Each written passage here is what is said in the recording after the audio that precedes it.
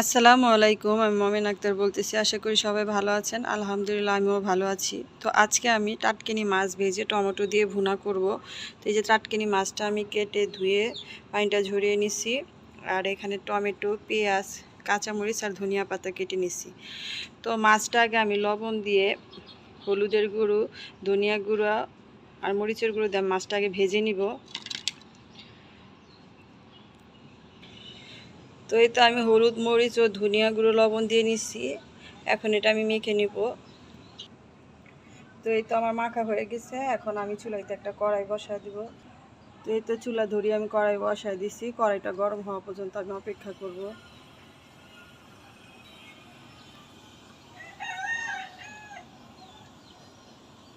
তো কড়াইটা গরম হয়ে গেছে, এখন আমি তেল দিয়ে দিব।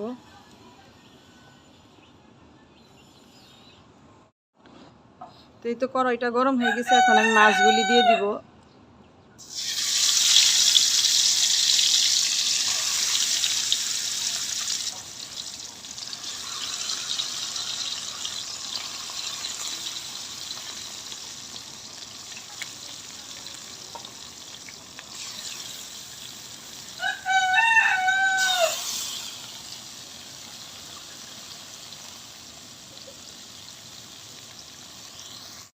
এই তো মাছটি আমার ভাজা হয়ে গেছে, এখন আমি এগুলো নামিয়ে ফেলবো।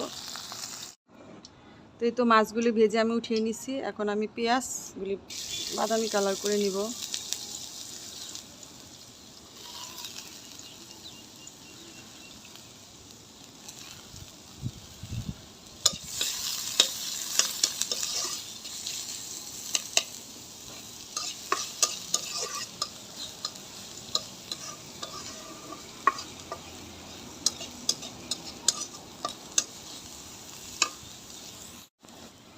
এখন দিয়ে দিব এর ভিতরে টমেটোগুলি।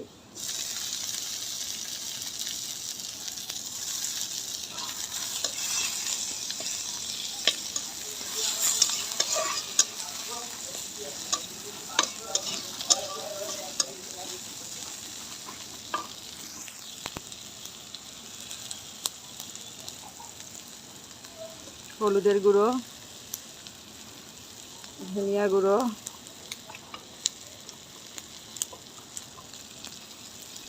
মরিচের গুঁড়ো, লবণ।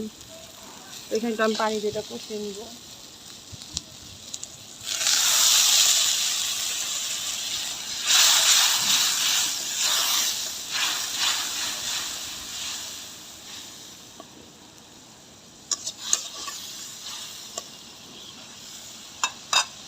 তো মশলাটা একটু আমি কষিয়ে নিব তেলটা উঠিয়ে। তো এই তো মশলাটা কষানো গেছে, এখানে আবার আমার একটু পানি দিয়ে বলক উঠিয়ে মাছগুলি দিয়ে দিব।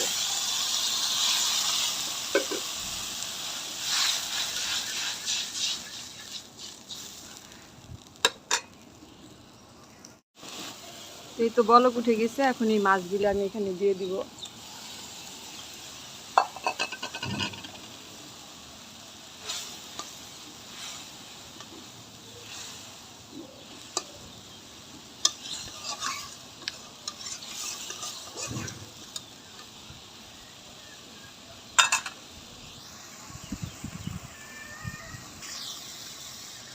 তো এই পর্যায়ে ধনিয়া পাতা দিয়ে আমি মাছ ভুনাটা নামিয়ে ফেলবো।